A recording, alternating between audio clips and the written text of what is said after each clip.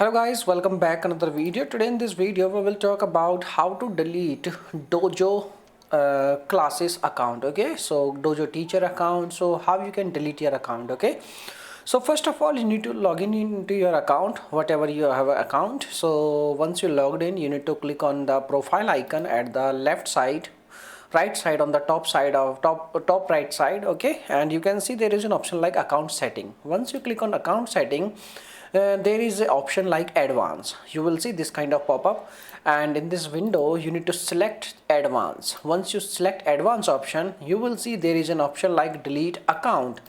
You need to click on delete account, and rest follow the you need to enter your email address, and which is your registered email address, and delete your account and hit delete your account option. And that's easy. By using this method you can easily delete your any account on Dojo school classes or Dojo classes. Okay, so this is the information. Now if you have any questions, you can make a comment. I will reply you very soon, and thanks for watching this video, and bye bye.